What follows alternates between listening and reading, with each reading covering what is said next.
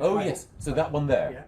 While Boris Johnson's been in Germany, apparently striving for a Brexit deal, Yes, the Ulysses is just there. Yes. he had ministers at the ports to say everything would be fine without one. In Holyhead in North Wales, Michael Gove dismissed fears of logjams at ports, raised in leaked government documents at the weekend. But he couldn't guarantee no delays in a no-deal world. Broadly, the flow of goods and produce that we see here should be maintained after October the 31st. It's my job to make sure that every company that knows that October the 31st is coming also knows what it needs to do in order to continue to access the market that's so important to it. The local government secretary, Robert Jenrick, made a flying visit to East Midlands Airport to announce some areas in England will get £9 million to pay for preparations. It's not new money, it's part of a £2.1 billion no-deal fund the Chancellor announced last month. But today, councils have been told £5 million will go to those close to ports and airports. Kent will get half of that because it has ports like Dover and the Channel Tunnel. North East Lincolnshire will get £300,000 to help prepare the areas around the ports of Immingham and Grimsby. 14 other areas, including Hull, Manchester, Crawley and Portsmouth, will get £150,000 each. And 38 resilience forums, partnerships of local public services, will get £4 million between them to get Brexit ready. It means North West Leicestershire, home to East Midlands Airport, gets another £150,000 to plan for Brexit problems. It's a drop in the ocean compared to the cost of a potential no deal for a council. In addition to that funding, of course, the Chancellor has announced a broader package, £2.1 billion for Brexit preparedness. The Department for Transport is allocating some of that funding to key economic infrastructure, such as... What would you spend £150,000 on? They are using that funding to designate staff to this task, to think of the particular challenges that no-deal Brexit will pose to their locality. Portsmouth's worried possible delays at customs would see lorries blocking the motorway. The Lib Dem council leader says he's already spent £1 million building places for trucks to sit. We've had to spend money to put triage points in on junctions 1 and 2 of the M275, to build a lorry park to be able to send lorries who haven't got the right documentation so they can get it, and to work with Hampshire to have another lorry park up in the middle of Hampshire to be able to be there as an overflow. So money has to be spent because we can't let Portsmouth just grind to a halt.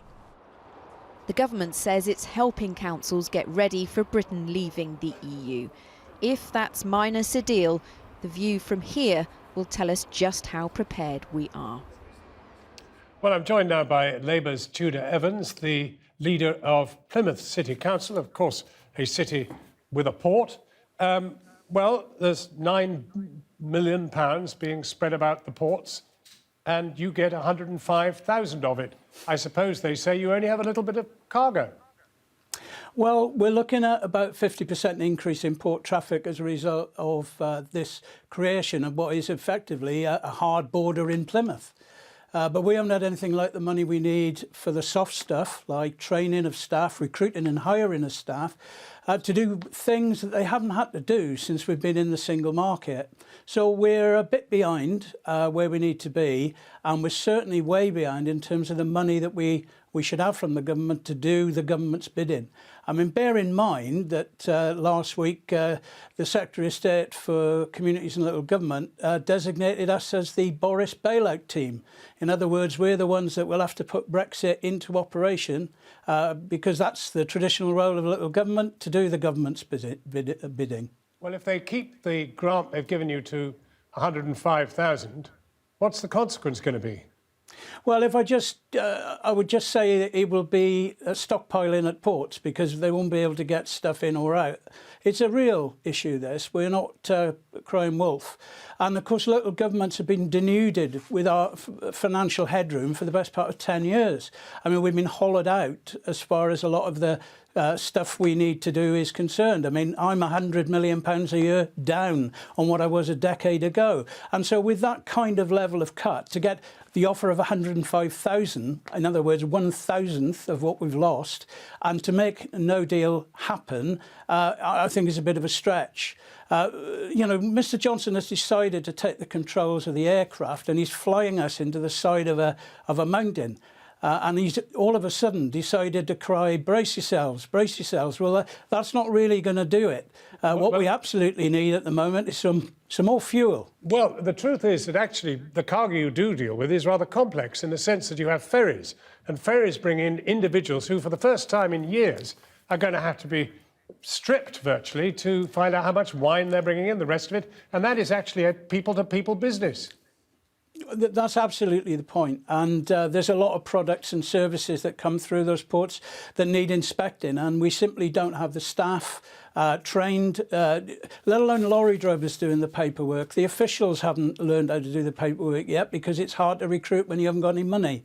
So we're in a bit of a way here, to be honest with you, and for the Prime Minister and certainly Mr Gove to be asserting that we're ready for action is simply a complete misstatement of the truth. But Mr Evans, when you say you're in a bit of a way, isn't the truth you're facing absolute chaos?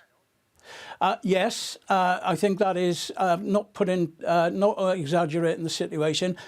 We, along with a lot of other places, are simply not ready yet. We're a port that's going to be bringing in medicines, medical supplies, and we've already heard about shortages coming through. Now, we haven't been designated as a strategic port, but the government have given hundreds of thousands of pounds to Ramsgate, which has no ferry facilities, no port facilities that could take these medicines in, but they get the cash. And we don't. It's chaotic up there in Westminster at the moment, in spite of what the smiling faces of this Tory government are saying. They're not ready. They've upped the ante. And to be honest with you, they haven't made sure that everybody is ready to follow them. Tudor Evans, thank you very much indeed for joining us from Plymouth.